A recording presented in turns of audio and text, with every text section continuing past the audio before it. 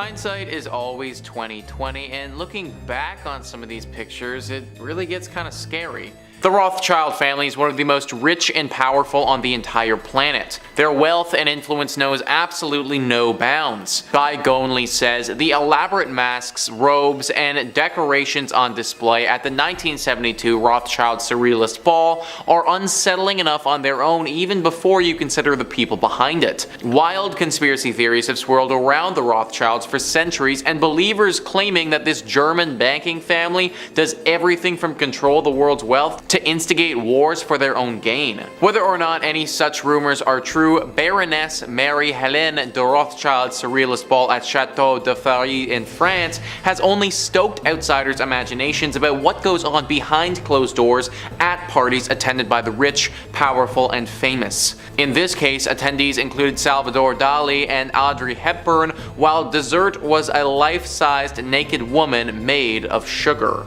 So even though nothing went down here with this photo, that doesn't mean that something didn't go down.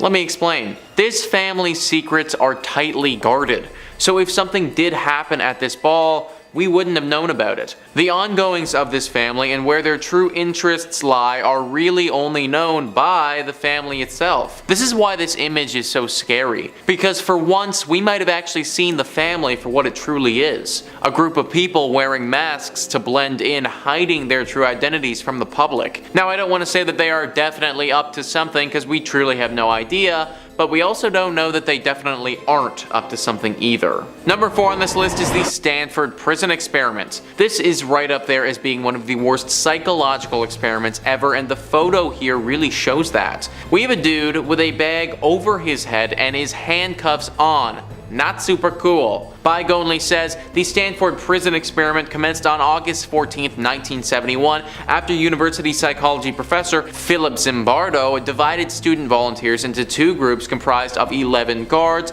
and 10 prisoners in order to see how they would behave on their own inside a fabricated prison. The goal was to assess how quickly and intensely even educated and intelligent people can turn cruel and sadistic under the right conditions, and find out once and for all whether humans are inherently good or evil. In just 6 days before the experiment had to be called off, the guards had repeatedly abused and humiliated the prisoners by spraying them with fire extinguishers and forcing them to clean toilet bowls with their bare hands. The study and the creepiest photos left behind provide a chilling look at what humans are capable of doing. Apparently, these people who were the prisoners, they had some serious long-term trauma. I mean, I would have too if for 6 straight days I was beaten, humiliated, had to do horrible tasks, and then had a bag thrown over my head whenever I was transported. Like, they literally tortured these people for 6 days straight. That's why this image is so scary. We can't even see the face of the person who's there, but imagine what's going on through their head right now. Imagine how scared that one prisoner is. 5486. That's all they were. For 6 days, all they were was a number, and all humanity was stripped from them. Thank goodness it only lasted 6 days and was stopped before going any further. Number 3 on this list is children for sale. This is a horrible image. It's scary, it's dark, and if you grew up in a good healthy family, then it should make you appreciate them that much more. Guy Gonley says this haunting photo from 1948 reveals just how much poverty can destroy a family. Mr. and Mrs. Ray Chalefaux were facing eviction from their Chicago apartment at the time and desperately needed money. So the unemployed coal truck driver and his wife opted to sell their kids. Though members of the Chalefaux family have claimed that the mother was paid to stage the image, the children in fact were sold to different homes within 2 years. Worse yet, the children, Lana, Ray, Milton, and Sue Ellen, were known to have been terribly abused by their new families thereafter. Yeah, this is something that actually happened, guys. This family sold their kids off to survive. I can't even possibly imagine that. How terrible that was for those poor children. I also don't care how poor you are or how down on your luck you may be. Selling your children should not be an option that you turn to ever. These parents did just that, and even though it may have helped them in the short run, I imagine that the guilt they felt afterwards, I mean, that must have been brutal. Number 2 on this list is the nuclear shadows. This is about as dark as we can get, guys. Here we have a picture that looks just like a shadow with a stain on the floor. That's not just anything though. Bygonely says, on August 6, 1945, the United States of America dropped an atomic bomb on the Japanese city of Hiroshima. And for some of the approximately 80,000 people who lost their lives, only a nuclear shadow remained. When the bomb detonated at 1,900 feet above the city center, the subsequent explosion caused temperatures of 10,000 degrees Fahrenheit to annihilate nearly everything within 1,600 feet of the bomb's blast zone. Almost anything and anyone within a mile was destroyed. The bomb's light and heat were so extreme that they bleached the city's exposed surfaces, except in places where an unsuspecting person shielded the building or sidewalk or bridge from the blast with their own body in their final moments alive. Those shadows, the ones that appear on the ground and on the buildings that were left standing, those are where those people were standing or sitting or just flat out existing when the bombs went off. In a second, they were gone. And literally the only evidence that they were ever even there at all was these shadows that remained. A horrifying indicator of what went down here and the overwhelming devastating power that comes from a weapon like this. Nukes have only ever been used on human beings twice, and even that is far too many times. Number 1 on this list is John Wayne Gacy. John Wayne Gacy was born in 1942 and died in 1994 by lethal injection. Another name that you may know this man as is the Killer Clown. The image that we have here is of him while he was only a few years old, holding what looks to be 2 guns. As a 3-year-old, this picture doesn't come off as super threatening, but when you consider that he would go on to kill 33 people, it becomes a lot darker. John had some sick sexual passions and had interest in young. He carried out his sick fantasies by luring people to his ranch, using his personas as a fun clown for kids. He did this many times and ended up killing 33 separate individuals and countless more. This all happened primarily in the 70s, and he was only arrested in 1978. I was reading up on what he did a lot for this video, and sadly I can't really get into too much detail on here because YouTube wouldn't like that. Just know that he performed some horrible things, stuff that makes you cringe and makes you feel sick just reading about. That's ultimately what makes this photo of back when he was just a kid so creepy. Number 5 on this list is the Shuttle Challenger. This is one that you've probably heard of before, and it was a tragedy that shocked the world when it happened. History of Yesterday says this photograph was supposed to represent a proud moment for the crew chosen to board the Space Shuttle Challenger. The aim of the mission was to launch the TDRS-B satellite, the second satellite for tracking and data relay. But it was not to be. Tragically, at 11:39 a.m., only 73 seconds after taking off from the Kennedy Space Center Launch Complex 39, the Challenger exploded over the Atlantic Ocean, killing every single person on board. To make matters worse, the families of the crew members who gathered to support it saw it all. And so did the shocked media and eventually the entire world. This mission was cursed from the start and was never able to even break out of Earth's orbit before falling all the way back down into the Atlantic Ocean. Wikipedia explains why this disaster happened by saying the disaster was caused by the failure of the 2 redundant O-ring seals in a joint in the space shuttle's right solid rocket booster. The record low temperatures of the launch reduced the elasticity of the rubber O-rings, reducing their ability to seal the joints. The broken seals caused a breach into the joint shortly after liftoff, which allowed pressurized gas from within the SRB to leak and burn through the wall to the adjacent external fuel tank. This led to the separation of the right-hand SRB's aft attachment, which caused it to crash into the external tank, which caused a structural failure of the external tank and an explosion.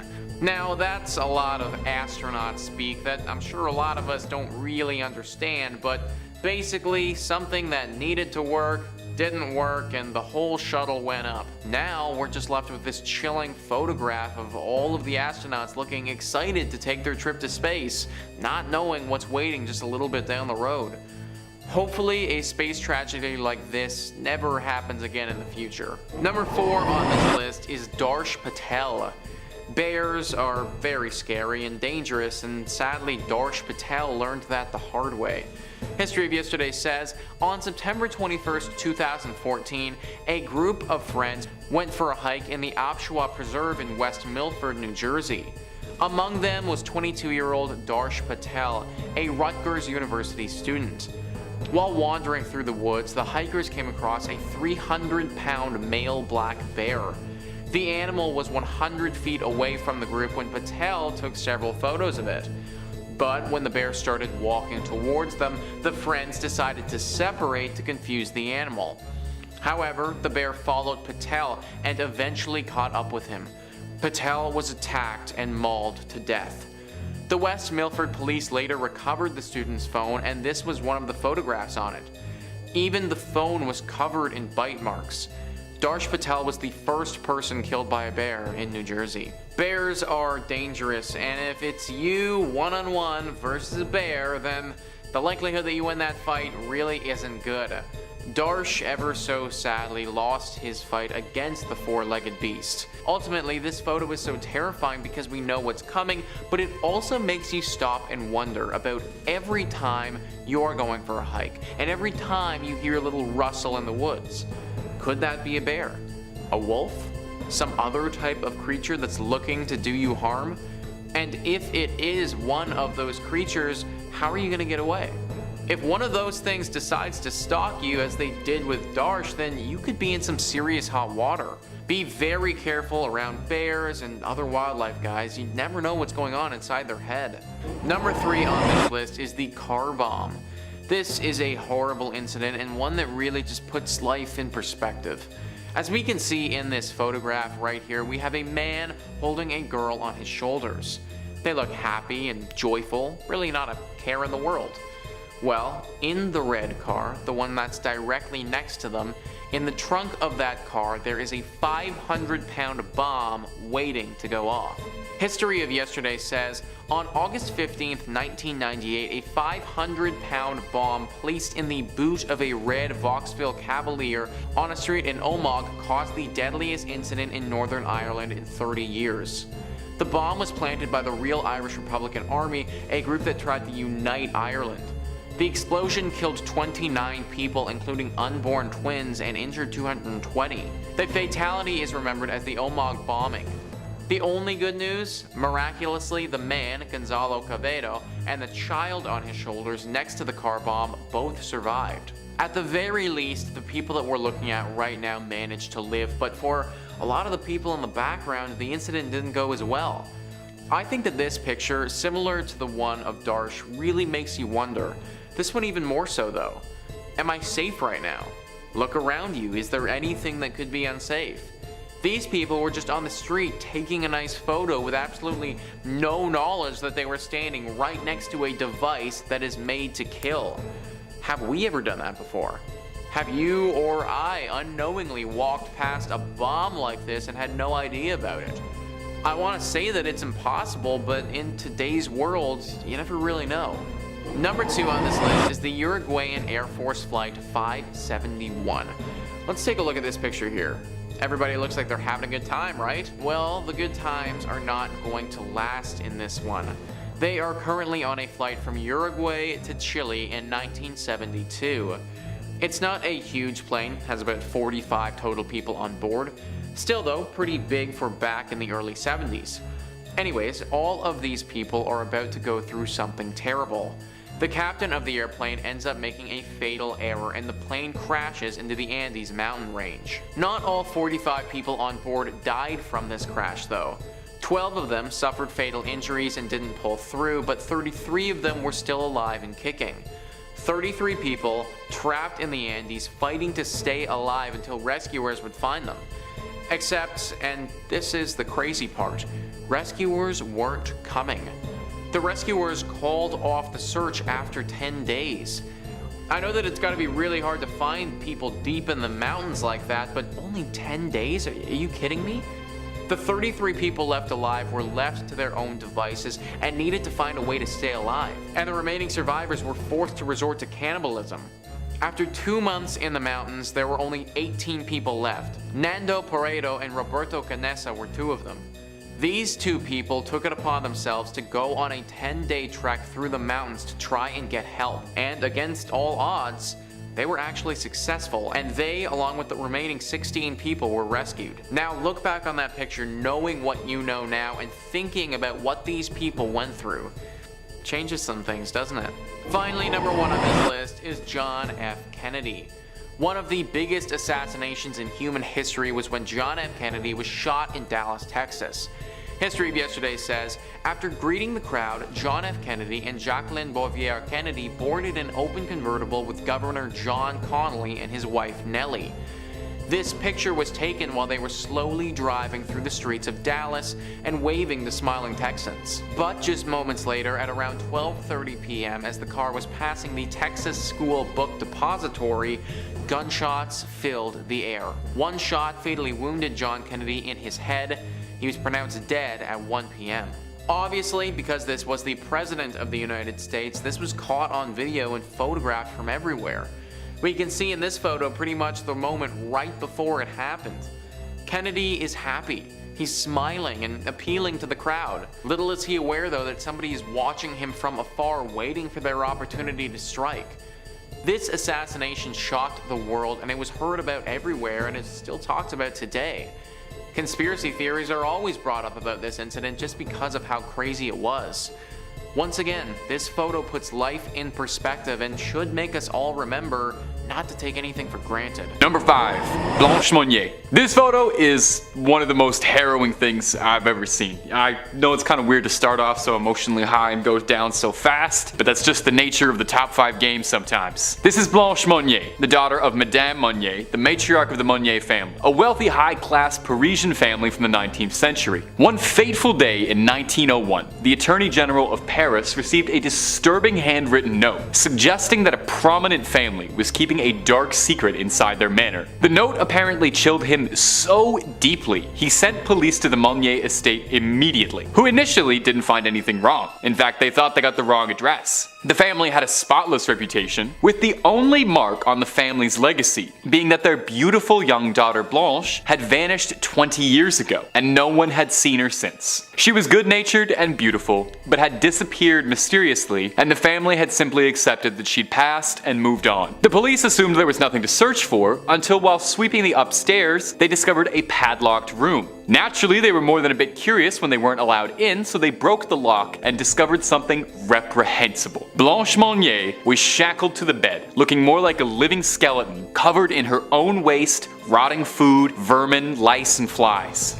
The room was pitch black, and the stench was apparently so vile that a police officer broke the window open. When the officer broke the window, that was the first time Blanche had seen the sun in 25 years. Horrifyingly, Blanche was still lucid. She remarked how lovely it was to finally feel fresh air again. You see, when Blanche was younger, she had fallen in love with a lowly lawyer. Her mother had wanted her to marry someone rich and influential, and yet Blanche had her heart chosen. Her mother, enraged by her daughter's disobedience, punished her by locking her in the attic for 20 years naked and shackled to a bed. Pretty normal response. Blanche suffered extreme psychological damage from the event, understandably, and spent the rest of her days in a French sanitarium. Her mother would pass away from a heart attack 15 days after Blanche's freedom, avoiding justice. Today, no one knows who wrote the note to the Attorney General. Some have suggested it could have been a servant, or even Blanche's brother, wrought with guilt. And if you're enjoying scary stories and horrifying photos, we've got loads and loads and loads of them all up on the channel. So toss a subscribe our way and stay with Top 5 Scary all day long. Number 4. The Lost John Franklin Expedition. Now this looks almost like a bit of a bad rubber Halloween mask at first. It almost kind of looks goofy in a disturbing way. Well, unfortunately this is not a mask, but is the body of a frozen sailor some 100 years after being frozen. The Franklin Expedition was led by one John Franklin, who was an experienced sailor in his own right, with several journeys through the Arctic under his belt. Unfortunately, his expedition in 1845 would be his last, now known as the doomed Lost Franklin Expedition. Franklin led 2 ships, the HMS Terror and the HMS Erebus. The ships disappeared a few months after setting sail, and it was years before the Navy sought them out. Eventually, after a long time searching, unmarked graves were found near where the ships should have been, containing the body of 3 crew members. They were exhumed, and the frozen tundra had left them almost perfectly preserved, although they were a bit warped after a lot of time under the ice. Scientists discovered lethal amounts of poison in the one sailor's body, the one you saw the photo of, which they suspect came from poorly tinned rations, and suspected that this possibly could have affected the entire crew. Worse than the bodies were the piles of bones and remains discovered that were thought to be former property of the crew. The bones found had been damaged by knives and looked to have been boiled, leading the Navy to conclude that the crew must have resorted to cannibalism to survive. For 140 years, there'd be no real answers, until in 2014 in Canada when the HMS Erebus was found, and the HMS Terror was found 45 miles away 2 years later. The best hypothesis researchers had come up with was that the 2 ships found themselves completely trapped in the ice, and when they couldn't sail through and had run out of all of their resources, that poorly tinned rations that poisoned them all, the crew abandoned ships in the hopes of surviving. As we know from the recovered bones and bodies, it didn't work. With nothing but frozen wastelands surrounding them from all sides, the crew of the John Franklin expedition were all but doomed to die alone, frozen, and far from home. Number 3. Carl Transler's mummy. In 1931, Dr. Carl Transler fell in love with one Maria Elena Milagro de Hoyos, who he was treating for tuberculosis. Transler was obsessed with Maria. Since he was a young boy, he had a vision of falling in love with a black-haired, beautiful woman. Transler showered Maria with gifts and affections during her treatments, and according to historical documentation, she didn't particularly reciprocate this affection whatsoever. The same year he met her, Maria would tragically fall to her illness. But Transler's love transpired beyond the grave. He paid for her funeral and built her a mausoleum to forever keep her body in. Unfortunately, he would not keep her body in it for very long, as Transler would take her body home and made her into a homemade mummy to preserve her body. Yeah, I'm sorry, I feel like I should have warned you off the top, but this one gets beyond terrifying. He used coat hangers to try and keep her together, wiring her together. He covered her scalp with bits of real hair and used plaster and glass eyes to try and preserve the beauty of her face. Transler shared a bed with this mummy for 7 years. 7 years before someone would discover it, when eventually Maria's sister would visit Transler, and what she initially just thought was an extremely disturbing but well-meaning memory to her late sister, she realized very quickly was her late sister. Transler was swiftly arrested for grave robbery, but he was let go as the statute of limitations had actually passed on this particular crime. Transler would eventually pass alone in his home, his beloved taken away from him and laid back to rest in the ground, where she belonged. Number 2. Duchenne de Boulogne. Did you know smiles can be classified?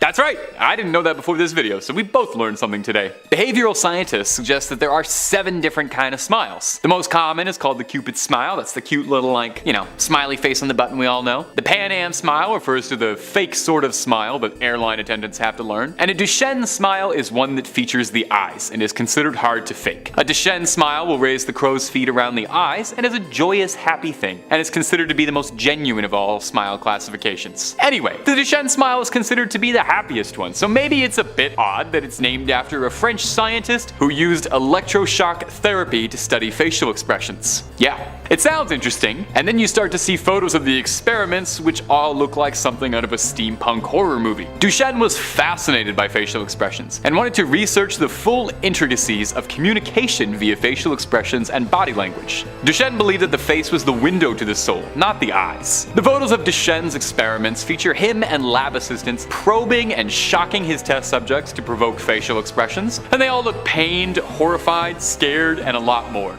Now, these photos look downright horrifying, but I'm pleased to tell you, the shocks themselves were not particularly painful in any way, and the subjects themselves were not harmed in any lasting way beyond a stinging sensation for a few seconds. Still, even with that knowledge, it doesn't stop us at gawking at these things that all look like they'd be something out of the world's most terrifying mental asylum. Duchenne's work, scary as it looks, was ultimately nothing but beneficial, as without him we wouldn't know half what we do about facial expressions and what muscles are used in the face where. So hey, maybe this one is kind of a cheat to include on a list of scary things, since it's not actually that scary. scary when you realize what's going on. Number 1, Ed Gein's work. Okay, yep, no more smiles. No more smiles at all, because we're talking about Ed Gein. Ed Gein is one of the most infamous criminals in American history due to the horrifying, grisly nature of his crimes. Leatherface, Buffalo Bill, Norman Bates, all horrifying villains from horror movies, and all of them owe their inspiration to the real-life butcher of Plainfield, Ed Gein. What made Gein so unbelievably terrifying was his morbid habit of fashioning his victims' remains into trophies and household objects. Gein was very crafty. He made things like a belt out of human nipples, gloves and lampshades made of human skin, bowls made out of human skulls, and upsettingly, this is barely scratching the surface of everything police found when they raided Gein's house. Thankfully, there aren't as many photos of Gein's creativity available to save us the details and instead let us use our imagination. Gein explained to police that when captured, that his ultimate goal was to create an entire suit made out of human skin patched together like the world's most disgusting quilt. This was the plan of Buffalo Bill from Silence of the Lambs, and a mask made of human skin and using the bones of victims to make into art and household objects was the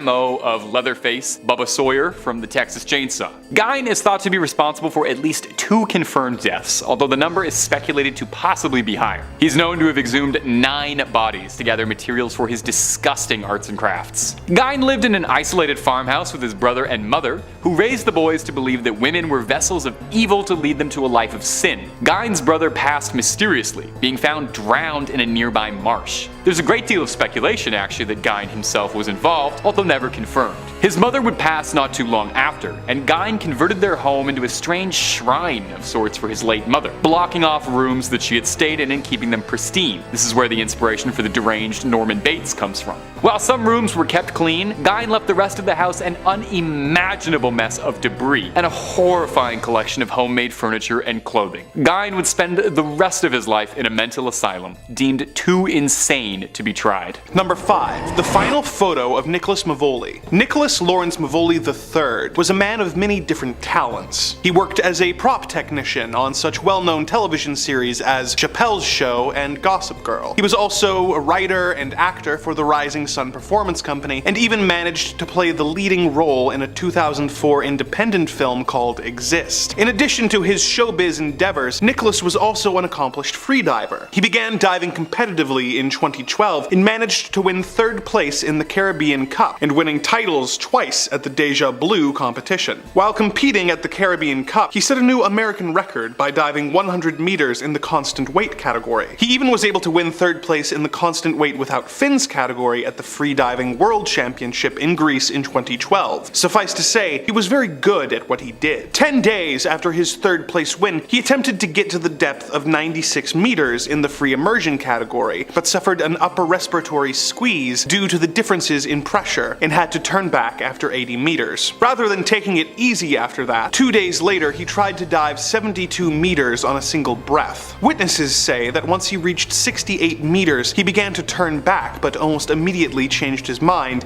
and continued down. After being underwater for 3 minutes and 38 seconds, he returned to the surface and this photo was taken. Without the context, the photo looks almost comical, with Mavoli's wide eyes and perturbed expression, but with context, you see that he is realizing that something is very wrong. Seconds after this photo was taken, he fell backwards into the water, losing consciousness. The safety divers and the event physician tried to revive him for 90 minutes before he was taken to the hospital and died of pulmonary edema. He had set out that day to set records and inadvertently did, becoming the first diver to die in an international free diving competition. But why should you not Google this photo? Well, Google keeps track of what you search in order to give you targeted ads, and if you search for this picture, you may begin to get advertisements for diving equipment, which could result in you taking up a dangerous hobby. So perhaps you should avoid Googling it for your own safety. Number 4. The Cloud of Ash. Robert Langsberg was a passionate photographer who showed a dedication to his craft that most people will never come close to. On May 17th, 1980, he was camped near Mount St. Helens, an active volcano that was set to erupt. Although the scientists studying the Mount St. Helen were measuring everything from the volcano's emissions, ground temperature, and bulge movement, Landsberg's intuition proved to be even stronger than their instruments, as he noted in his journal that the volcano felt, quote, right on the verge of something. His prediction would prove to be horribly accurate, as on May 18th, he saw the volcano erupting and realized that he was too close to the mountain to have any hope of escaping with his life. Realizing his doom, Landsberg chose to spend his final moments documenting the eruption, taking a roll of film's worth of pictures, such as this final one which shows a massive cloud of ash approaching over the horizon. Once the roll of film was spent, he removed it and placed it in a case in his backpack. He then laid his body on his backpack as he was buried in ash in order to protect the photographs he made in his final moments on Earth. 17 days later, his body was recovered under the layers of ash. Though it had cost him everything, his pictures survived the natural disaster and were featured in the January issue of National Geographic. So, why should you not Google this image? Well, companies like Google collect your personal data and sell it to third parties. So, by searching this photo, you could inadvertently be giving personal information to people online. Look, I know that's a stretch, but the evil forces who run this dimension often assign me bizarrely specific titles that are really hard to incorporate, and I'm trying my best, okay? Number 3.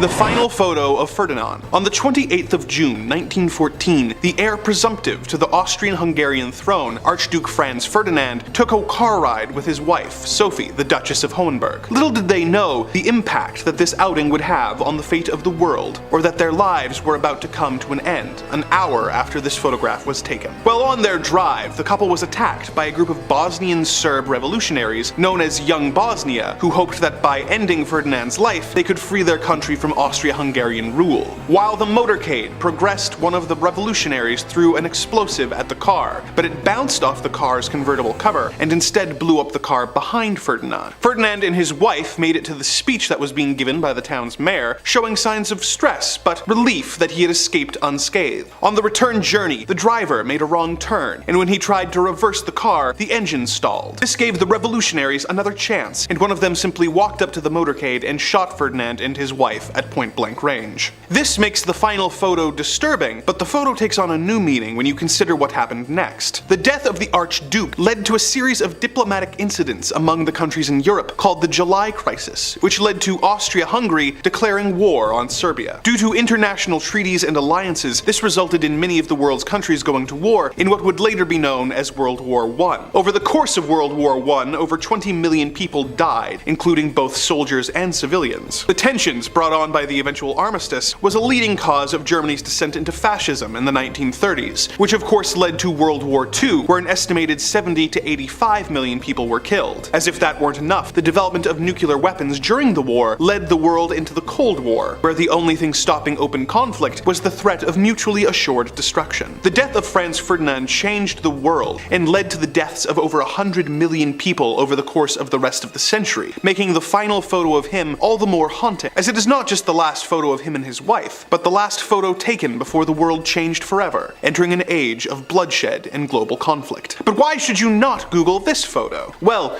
Google has a bit of a monopoly on the search engine market, and in order to preserve a free market, you should also use a different search engine from time to time. Perhaps something like DuckDuckGo or Bing will have the answers you seek, but let's be real, you're not going to use Bing. Number 2. An explosive family photo. Our next entry takes us to the town of Omagh in Northern Ireland during the Troubles, when a splinter group of the IRA, known as the Real Irish Republican Army, decided to use an explosive device to try and target a nearby courthouse. They sent a warning to the police about 40 minutes before the detonation, but as they were not specific about the location of the device, the police accidentally moved more people into danger in their attempts to keep people safe. The resulting explosion resulted in 29 deaths of people from various backgrounds and ages. Soon before the disaster, this photo was taken, showing a man with his carefree child on his shoulders. What makes this photo so disturbing is not just the fact that the pair are so unaware of the terror that is about to unfold, but for what else is pictured in the photograph. On the right of them is a red Vauxhall Cavalier.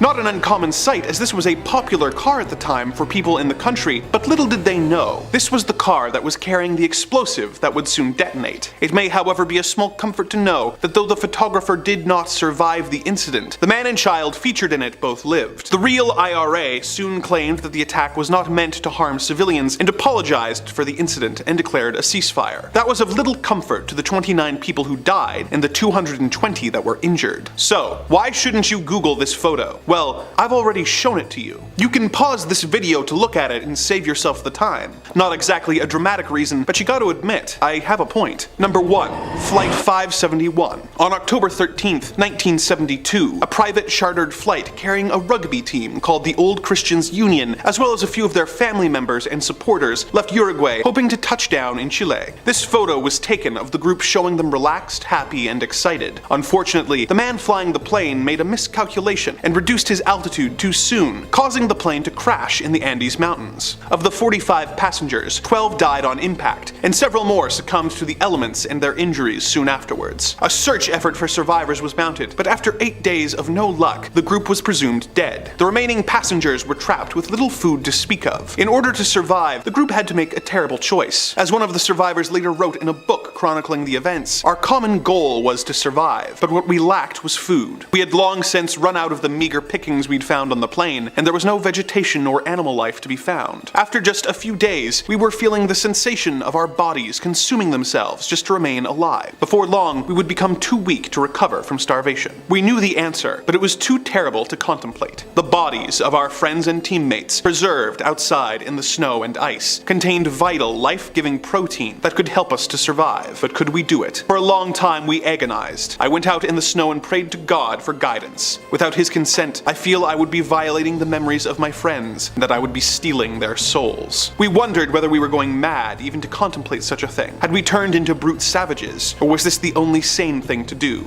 Truly, we were pushing the limits of our fear. The group was forced to survive on the bodies of their fellow passengers until 2 of the passengers were able to make the long hike into Chile and return with help. Looking at the photograph, it is hard to believe what horrors are awaiting the passengers of Flight 571 featured in the picture. Number 5 on this list is the cemetery baby demon. This photo clearly shows the apparition of a young child with jet black eyes floating over top of a gravestone. Stephen Wagner writes, "A woman named Mrs. Andrews was visiting the grave of her daughter in a cemetery in Queensland, Australia in 1946. Her daughter Joyce had died about a year earlier in 1945 at the age of 17. Mrs. Andrews saw nothing unusual when she took this photo of Joyce's grave marker. When the film was developed, Mrs. Andrews was astonished to see the image of a small child sitting happily at her daughter's grave. The ghost child seems to be aware of Mrs. Andrews since he or she is looking directly into the camera. Is it possibly a double exposure? Mrs. Andrews said there was no such children nearby when she took the photograph, and moreover didn't recognize the child at all. It was no one she would have taken a picture of. She remarked that she didn't believe it was the ghost of her daughter as a child." Investigating this case, Australian paranormal researcher Tony Healy visited the cemetery in the late 1990s. Near Joyce's grave, he found the graves of 2 infant girls. So Wagner brings up the possibility of double exposure there, and that's a really common explanation for what could cause such an image.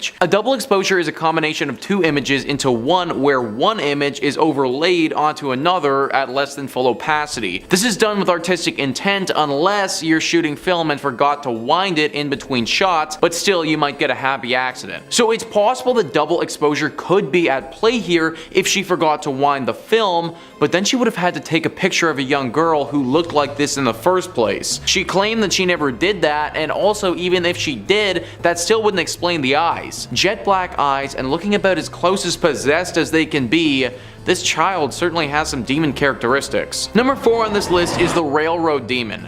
Wagner once again writes, "A strange legend surrounds a railroad crossing just south of San Antonio, Texas. The intersection of roadway and railroad tracks, so the story goes, was the site of a tragic accident in which several school-aged children were killed, but their ghosts linger at the spot and will push idled cars across the tracks even though the path is uphill." This story may be just the stuff of urban legend, but the accounts were intriguing enough that an article about the phenomenon, the haunted railroad crossing, was written.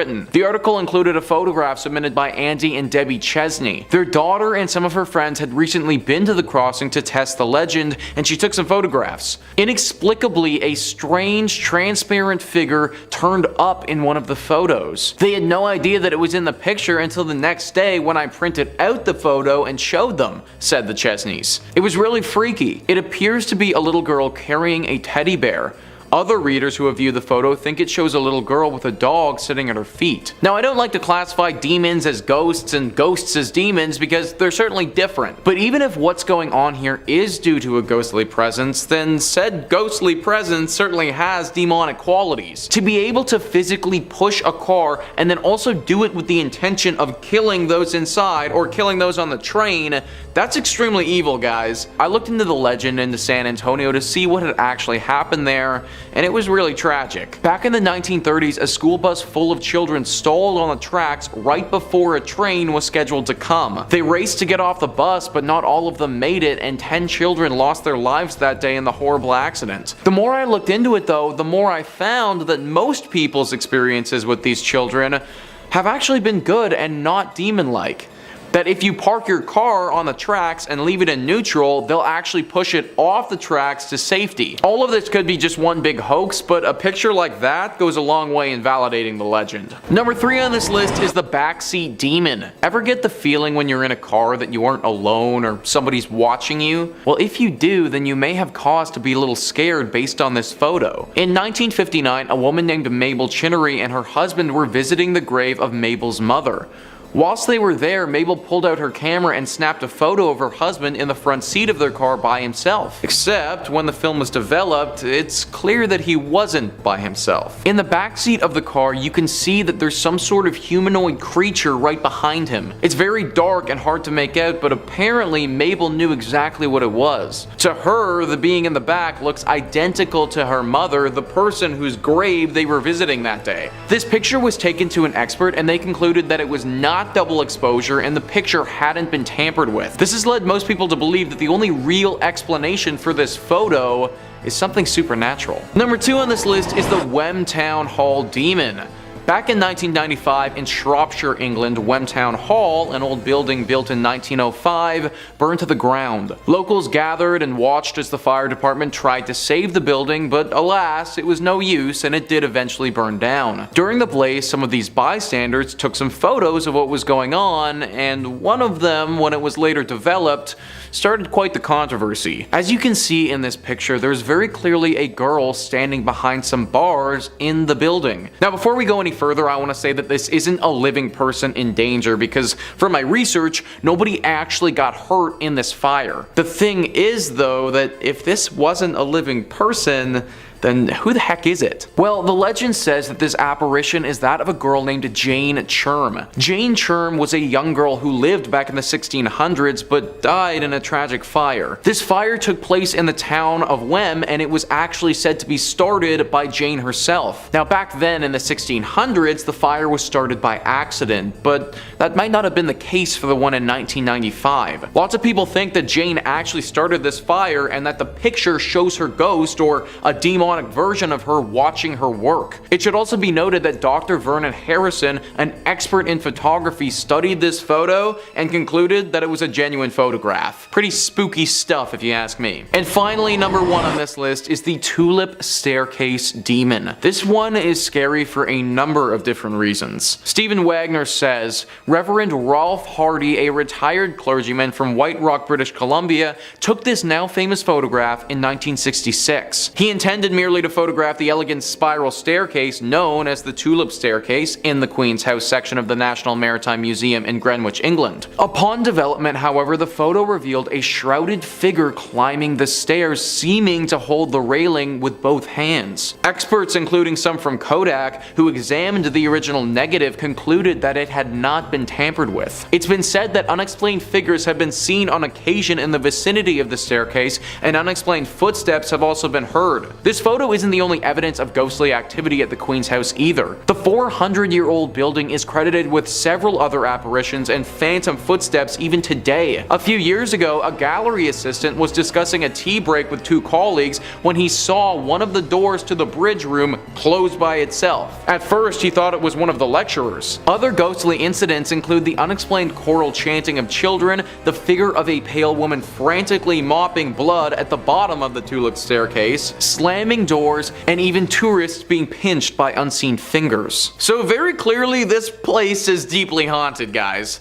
I think arguments can be made that there are ghosts, demons, maybe even creatures all chilling at this one spot. Whenever we capture a photograph like this, and it's literally of a place that already has a legend surrounding it, I think that really adds to its legitimacy. People had been saying for years that something was up here, and then there was finally some proof when this picture was taken. Also, the fact that it's been proven to be genuine makes it pretty hard to explain. Number 5 on this list is the farm demon. Most of the time we look at these photos and they're typically pretty old, captured 100 years ago and often chalked up as being a double exposure error or something like that. I don't think that can be said for the farm demon though. Stephen Wagner writes, "This amazing photo was taken by photographer and graphic designer Neil Sandbach in 2008. Neil was photographing some scenic shots at a farm in England as part of a project for wedding stationery. The couple planned to have their wedding ceremony held there later. Neil was astonished when he examined the digital photo on his computer. There, as if peeking around a corner at him, is a ghostly white, almost glowing figure of what looks like a child. Neil says he's quite sure that there was no one there at the time. There's further corroboration that this is a true ghost photo. Neil had shown the couple the anomalous photo, and before the wedding they asked the staff at the farm if they'd ever seen any spooky experiences there before. They didn't mention Neil's photo. Indeed, they admitted that the figure of a young boy dressed in white night clothes had been seen on several occasions around the barn. So it looks as if this barn is haunted by some type of demon child, and Neil just happened to get lucky enough and capture it on camera. I think what's really scary about this though is that they had no idea it was there while they were staying at the farm, meaning that this demon child would have been stalking Neil the whole time. And what's even crazier than that is that this couple literally continued with the wedding. Like, scenery and all that quaint stuff is important, but a demon child running around the grounds? That's definitely a no-go wedding spot for me. Number 4 on this list is the demon pilot. In 1987, Mrs. Sayer and some of her closest friends were visiting Fleet Air Arms Station at Yeovilton, Somerset in England. As is customary with places that have a bunch of airplanes, you gotta take a photo of you inside of one as if you're flying it. Mrs. Sayer hopped into a helicopter that had been out of commission for a while, and she got her friends to take a snap of her while she was in it. The picture that came out was not what Mrs. Sayer or any of her pals expected though. When they took a look at the photo a while later, they saw what is a very clear image of a pilot sitting next to her. Actually, claiming that it's a pilot is a bit of a stretch. In truth, it's just a figure with a white shirt on that looks like a man. What this thing's connection to Mrs. Sayer or to the helicopter is anyone's guess. Apparently, when that photo was being taken, even though Mrs. Sayer had a bright smile on her face, she wasn't feeling so hot. In fact, she was feeling rather scared and anxious. She had no idea why at the time, and it was a passing feeling that went away after a few minutes, but just an overwhelming feeling of anxiety while she was there. To this day, nobody knows what this apparition is, what it's doing there, or what could have caused it to appear. Number 3 on this list is the Pink Lady. In Greencastle, Indiana, there's a massive mansion called the O'Hara Mansion. The pictures in question are by a man named Guy Winters who was investigating said mansion several years ago. This mansion is abandoned and has been for some time, and the locals like to keep it that way. Apparently, they have believed for quite some time that some sort of demonic entity lives there and watches over the grounds. It's thought that trespassing on them could endanger your life. This didn't deter Guy Winters and his friend Terry, who wanted to find out for themselves if there really was some sort of evil presence here. They went into the mansion and stayed there for several days and nights with cameras documenting everything. What they found was the Pink Lady, a vaporous pink demon that Guy Winters was able to snap on photograph. Apparently, as is with most of this demon photography, Guy didn't actually see the apparition in real life, but it was only noticed after the picture was developed. This apparition definitely looks like something evil if you ask me. It almost looks like a demon witch, if that's even a thing, but certainly something that has the intention of possessing you or consuming your soul. This picture went along with a bunch of weird occurrences at this place too. Apparently the two boys were perpetually on edge and kept having strange things happen to them. Things would move without them touching them, the temperature in the rooms would change drastically. They both talked about having a voice in their head that they weren't familiar with, something that had them starting to become convinced that they were losing their minds. They might not have known it at the time, but it seems like all of these things can be chalked up to the work of the Pink Lady. Number 2 on this list is the White Lady of Worstead Church. Similarly to our Pink Lady that we mentioned earlier, we have another vaporous demon ghost thing resembling that of a woman. In 1975, Diane and Peter Berthelot visited the Worstead Church in North Norfolk. Peter snapped a pic of his wife praying on one of the church benches. They didn't think anything about the photo at the time, just a cute day at the church, but months later, when they went to go get the film developed, one of their friends saw the photo and asked, "Who's that sitting behind you?" Behind Mrs. Berthelot is what looked to be the apparition of a woman wearing old clothes that were pretty much all white. This was obviously really spooky to the couple since they didn't remember anyone like that sitting behind her when they took the picture. They went back to Worstead Church the next summer and showed it to the reverend. Apparently,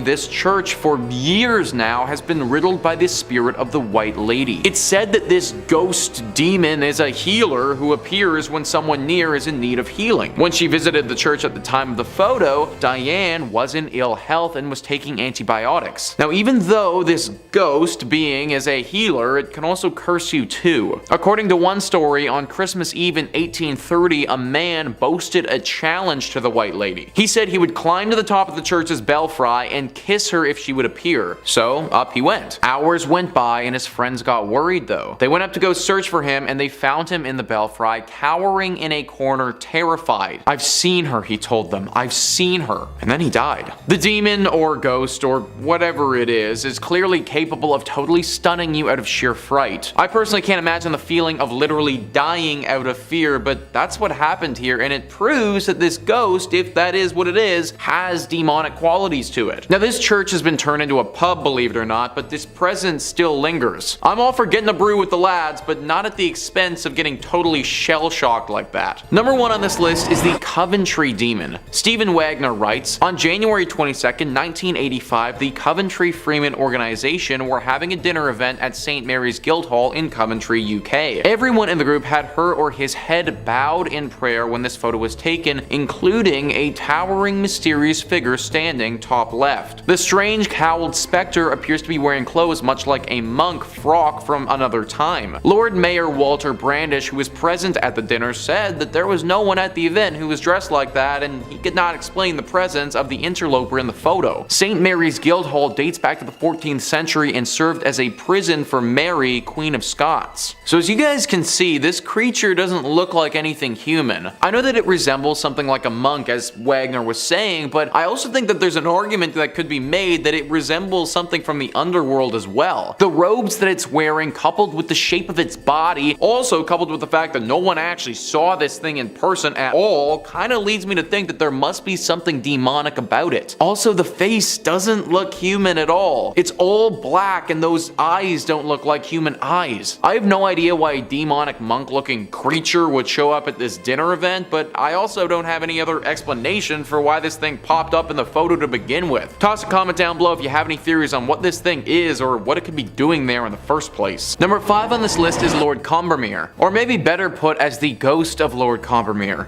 The picture that we're going to look at today depicts the ghostly silhouette of the late Lord Combermere sitting in his chair. Insider writes, amateur photographer Corbet allegedly set up her camera and took this hour-long exposure while the funeral of her brother-in-law, Lord Combermere, was taking place 4 miles from the home. Interestingly, the apparition that appears to be sitting in the deceased Lord Combermere's chair is suggested to be Lord Combermere himself. I think the scariest part about this photograph is the timing. The fact that this was apparently captured literally right when the funeral for this man was being held. It's very possible that his spirit could have still been in and around the area and wasn't quite ready to leave the world of the living yet. Ghost Story UK says, it's thought by some that during that time a servant might have come into the room and sat briefly in the chair, creating the transparent image. This idea was refuted by members of the household, all testifying that they were all attending Lord Combermere's funeral. Sir William Barrett, who investigated the case and reported on it in the Journal of the Society for Physical Research, was not satisfied. Working on the theory that a manservant may have come in and seated himself in the chair, he took a test photograph and got a picture that was almost a duplicate of the Combermere photograph. The matter seemed ended, but as he told in his book On the Threshold of the Unseen in 1918, sometime later he received a letter from Lord Combermere's daughter-in-law about the photograph. She said that the face was always too indistinct to be quite convincing to me, though some of his children had no doubt at all of the identity. I may add, none of the manservants in the house closely resembled the figure and were all young men who were all attending the funeral. No one resembled him, and everyone was out of the house when this photo was taken. For years, the church and others have tried to explain this photograph, but they just simply can't. Maybe it was the ghost of Lord Combermere, or maybe it was a demon playing a trick on all of us. We may never know. Number 4 on this list is Freddie Jackson. In this photo, we're going to be looking at Sir Victor Goddard's Royal Air Force Squadron. This picture was taken in 1919 after World War I and showed a bunch of young strapping pilots. What's wild about this though is the unexpected visitor that we have in the back row. If we zoom into the top row and look at the man fourth from the left, we can see something over his right shoulder. An apparition of sorts that resembles a human face. After people started taking note of this and examined it, those who had worked with the squadron identified that face as Freddie Jackson. Freddie Jackson was a mechanic with this squadron for a while, but the crazy part is that he had died in a propeller accident several days earlier. Similarly to Lord Combermere, the day that this picture was taken was the day of his funeral. Maybe his ghost showed up because he was pissed all his friends were taking pictures and not paying their respects. But seriously though, how on earth do you explain a photo like that with tons of other people in it? It's impossible for it to have been staged, and it's clear that there's something there. Hopefully Freddie was able to find peace after his impromptu photo bomb. Number 3 on this list is the couple's demon. William Hope was a paranormal investigator who lived from 1863 to 1933. During that time, he was responsible for capturing a wide array of spiritual photographs which showcase ghosts and demons. Now, after evaluating some of his work, I think it's fair to assume that some of it is doctored. I'm not sure how one man would have been able to capture all the demonic pictures that he did without potentially faking a few. That being said though, I don't think that everything he's done has been doctored, and I imagine that there are some with serious legitimacy to them. One of his most famous is of an older couple with what clearly looks to be a demon standing behind them. When they took this photo, nobody was physically there, and they could only capture this devilish creature when they looked at the film after the fact. Some other entries on this list, I mean, you might be able to classify as a ghost, but this is 100% a demon. The eyes are black and unforgiving, and it looks as if you're getting sucked into a black hole of nothingness. You can't make out this creature's lower body at all, and she's just all black. She reminds me a lot of a few urban legends of female demons appearing around the world. Their stories differ, but there are some commonalities between them all. Usually a woman appears like this to a stranger, asks them a few questions, and if they don't answer properly, will drag them to hell. I'm actually surprised that the people in this photograph managed to get out of it safely without feeling her presence or being attacked while they were there. I'm pretty sure that the church can explain this one, they just probably won't like the explanation very much. Number 2 on this list is the lady in the lift. Whenever you step into an elevator, it feels as if you've stepped into a portal of some kind. If you really think about it, it kind of is a portal, considering you start on one floor and then finish on a different one. Now obviously there isn't anything magical about said elevators, and this portal of sorts is really just a mechanical innovation that takes you up and down tall buildings. That being said, this non-paranormal portal definition might not apply to the elevator in this photo. As we can see, there are a few people hanging out and chatting by the elevators. This was a picture captured by a doctor in a hospital in Bolivia. The elevator in the right of the image decided to open all by itself though.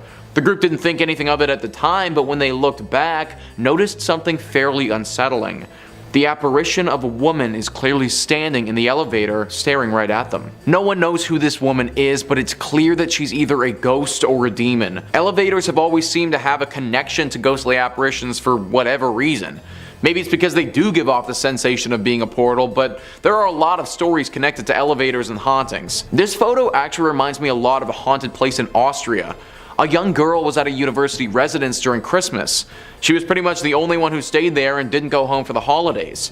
While she was there by herself, she accidentally stepped into the elevator shaft and fell to her death. Now she's set to haunt that elevator and torment those who step inside. Maybe this photo is of a similar story, but just at the hospital. It's impossible to say for sure, but either way guys, I'd be taking the stairs. And finally, number 1 on this list is the little boy. This photo is extremely scary and just flat out disturbing. BuzzFeed writes, the Reddit user who posted this image was deeply skeptical that there was anything paranormal going on, although they couldn't deny there is something chilling about the figure of a little boy staring out from the ruins of an old school. I grew up in a small rural town in between mountains. A couple years ago they were tearing down an old elementary school.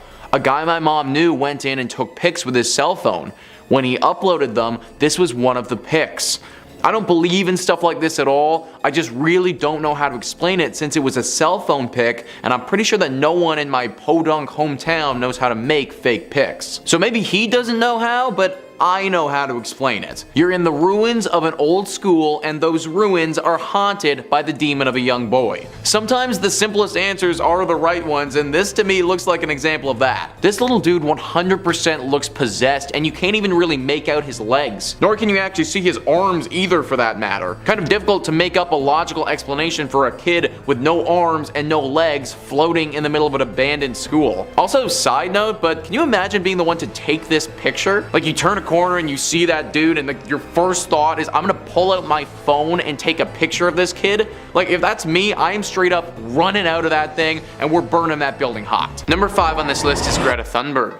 Greta is a 19-year-old Swedish activist who is known for challenging world leaders to act faster and more appropriately to the ever-changing climate. She's been heralded by many as a young hero and has received many awards for just overall excellence in the short time that she's been alive. There may be a parallel universe out there though where Greta isn't living with us now. The Guardian says, could Greta Thunberg be a time traveler sent from the future to save humanity from the unfolding climate crisis? A bunch of Twitter users seem to think so after the photograph of a young Klondike gold miner bearing a striking resemblance to the Swedish activist was discovered this week. The now viral 1898 image of the 3 children operating a gold mine in Canada's Yukon Territory is part of a sprawling collection by the documentary photographer Eric Hegg.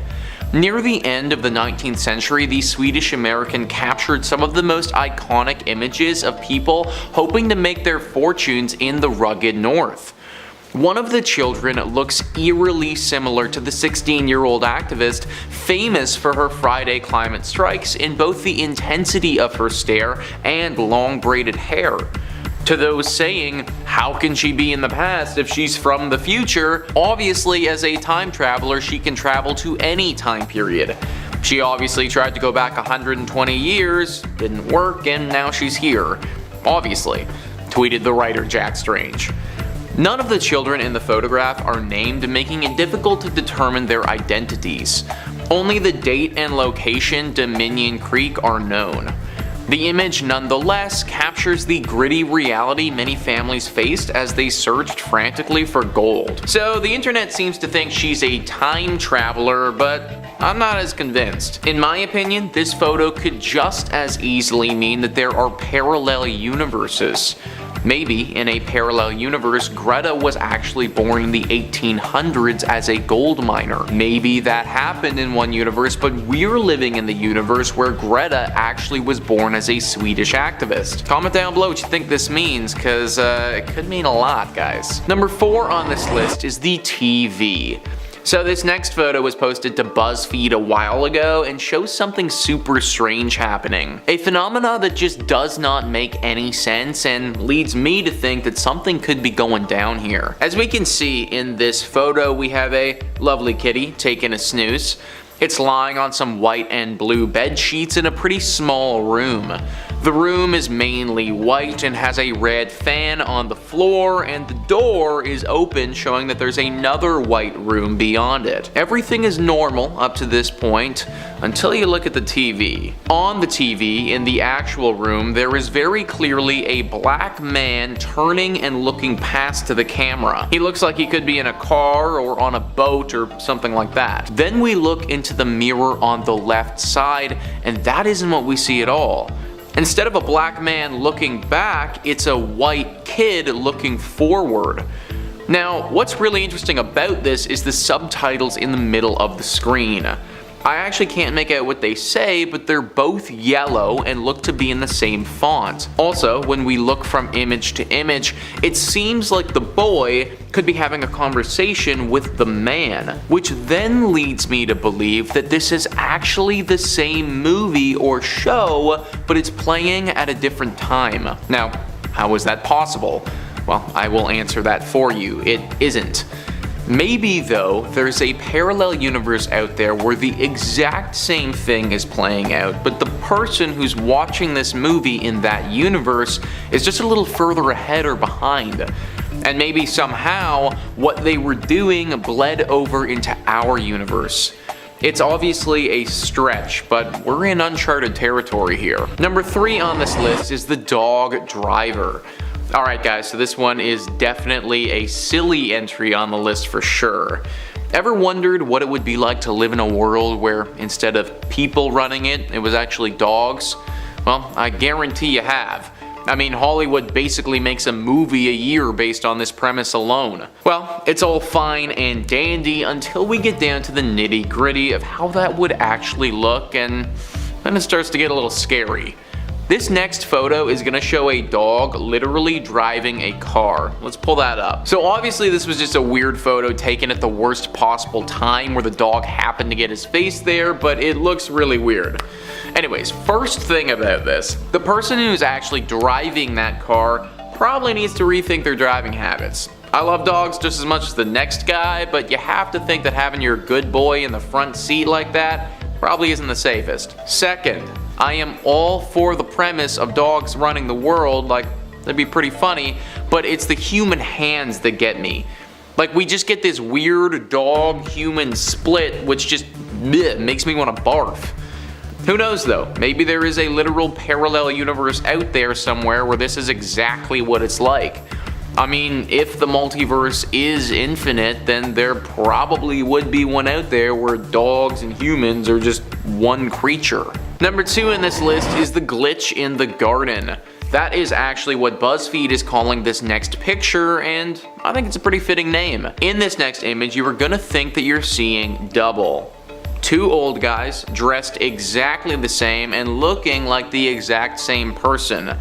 Now listen, folks, I understand when you reach a certain age, your sense of fashion sort of goes out the window and you stop caring. You end up with a few different outfits and that's just gonna be that. But this is a bit extreme, I'd say. Am I meant to believe that 2 men who look exactly the same, who stand the same, who have the same cane, and are also dressed totally identically, happen to be in the same garden at the same time? All of that is really hard to believe. And it's really hard to believe because it didn't actually happen. Apparently the person who took this picture only took the picture of one person, her grandfather. There was only one man there when she took the photo, but 2 people showed up when she looked at it back. Maybe this is evidence of a parallel universe. One where the old man, her grandfather, is also at the garden that same day and is just slightly ahead or behind of her actual grandfather. Same sort of idea with the movie that we looked at, but even more extreme because it isn't through a mirror and it's with a whole human being. Just a time lapse where she caught her other grandfather in a slightly different position and it bled into our world. Comment down below if you've ever experienced anything like this before in your own personal life. And finally, number 1 on this list is the iceless planet. This is an image of a parallel universe that is sadly coming to pass sooner than we would hope. If parallel universes are truly real, then there would be a universe out there that has gone through what I'm about to show you and is living in it right now. We have the power to stop this universe from reaching us, but we may need to listen to our pal Greta a little bit more. Here is North America if all of the ice in the world melted. This universe is slowly becoming more of a reality for us every day that passes by. This is why this photo is probably the scariest on this list, because it's a universe that we're actually slowly creating for ourselves right now. As we can see in the photo, Montreal, San Fran, Miami, New York, Honolulu, these are just some of the big cities that are now completely underwater due to all of the ice melting. This will cause a chain reaction of horror that I don't think any of us can even begin to comprehend. Like, not only are tons of massive cities going to be totally underwater, but the effects this would have on the ecosystem and the economy, they'd be horrible. We just need to change a little bit quicker and stop this parallel universe from ever actually occurring. Number 5. A dying star. Stars live for hundreds of million years, but in the grand sense of things, in the big cosmic sense, that's kind of just an infancy. Stars live fast and die young. But what does a dying star look like? Thanks to billions of dollars of telescope technology, we can get some answers on a cosmic dying star. A few years ago, the Hubble Space Telescope captured some pretty good spooky vibes by snapping an image of the dying star CW Leonis. This is my first picture of a dying star, and I gotta say, it is as ethereally beautiful as I had expected. It looks like a cosmic cobweb, like a fractal-galactic spiderweb. Oh, say that 5 times fast. Am I the only one who kind of gets like Lovecraft vibes out of this? This interstellar spiderweb looking star seems like the kind of thing a protagonist in a Lovecraft story would look into and then become aware of his insignificance and then gets driven to madness and collapses after viewing the true name of an old god. Sorry, I've been reading the Necronomicon before bed every night. Now, I'm not much of a scientist, I just look at pretty pictures of space and go, that looks cool. But it doesn't take rocket appliances to understand what's going on here. NASA did explain it easy enough for us laymen's. This star is called a carbon star. Cobwebs that are surrounding it are carbon absorbing the dying star. The outer layers of the star are being sucked into the black void of space. Where that goes,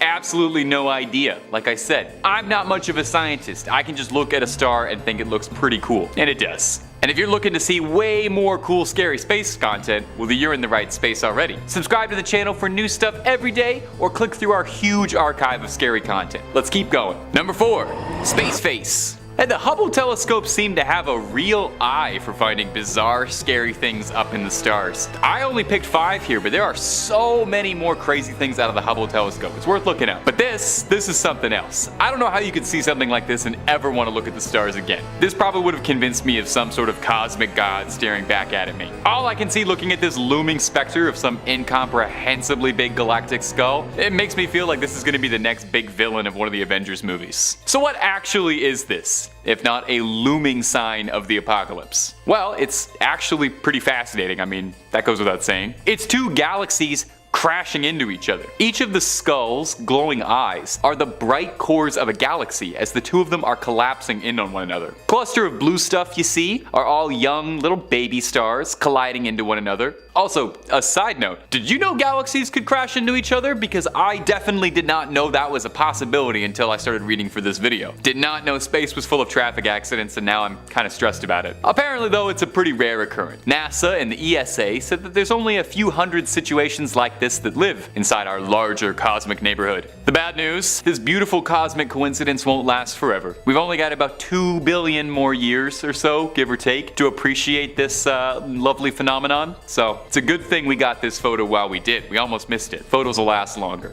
Number 3, spiders on Mars. Now, not to burst anyone's cosmic bubble, but sadly, what we're looking at right now are not proof of alien life on Mars. It's not Attack of the Giant Arachnids taking over the Red Planet, as cool as that would be. They just look exactly like they're horrifying monstrosities from beyond the stars. I'm not really great with spiders as is, let alone when they're not from this planet. So what are we looking at then? Well, what we're looking at right now is called an areniform. Areniform is a fancy science word that means spider-like, and it mostly gets used when describing this particular phenomena viewed from the surface of Mars. So basically what these are little channels, and these grooves converge at a point together and give off the sort of optical illusion of spiders crawling the surface of Mars. And this is far from the only time telescopes have shown us something weird looking at the surface of Mars, and there's a lot of things up there, like that one rock that looked exactly like a human face, or those rocks that look like bones. But this repeated phenomena sure makes for some interesting photos. It makes me want to get up there way faster. The question if there's life on Mars is one of the most compelling questions in the world right now, at least to me and David Bowie. I'm sure there's some form of bacterial life or some sort of prototype life on Mars right now, but I just really hope that it's not gigantic spiders. Number 2,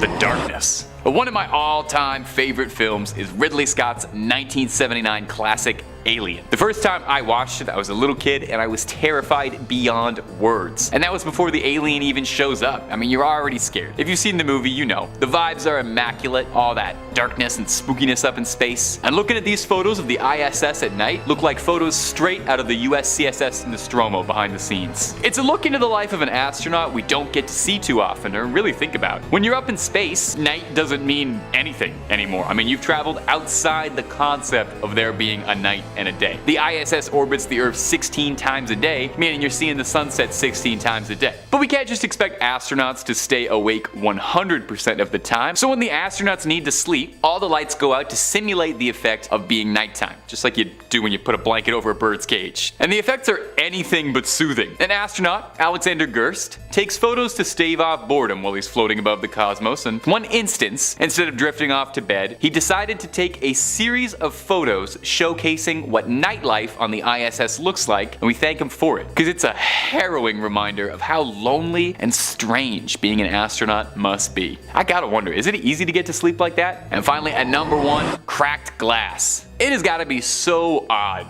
being on the ISS, being out in the vast, unending cosmos, getting to see a perspective that people almost never get to see, and also knowing that the only thing keeping you alive is being inside this station and that the environment around you literally can't support your life and you're lost in a sea of stars. The ESA, European Space Agency, tweeted a photo out a little bit ago of a crack in the window of the ISS. A bit of a disconcerting sight. The damage was caused by a floating piece of debris that collided into the observatory of the ISS. Luckily, the chip was only about a quarter of an inch, and while it looks incredibly unnerving, and if I saw that on the station I would probably be sweating my hair out, the ESA reassures everyone that the damage does not pose a threat. Now the unnerving part is that they speculate that the object that damaged the window could have been something as small as a flake of paint that came off of the ISS and collided with the window. A flake of paint. If your first thought was, well, what about something ever so slightly larger? The ESA has the same worry, and it said that a piece of debris larger than 4 inches would be enough to completely shatter a satellite or a spacecraft wide open. That would probably prevent me from ever getting a good sleep again, knowing that there's always a possibility something teeny tiny could tear a hole open and have us all sucked into space. Sweet dreams! The threat of space debris is a growing concern for NASA and the ESA and other space organizations, as debris keeps getting lost up there and isn't getting taken away. We've already messed Earth up pretty bad, so it would be a galactic embarrassment if we also trash up the stars. Might need to get someone up there to sweep up a little bit.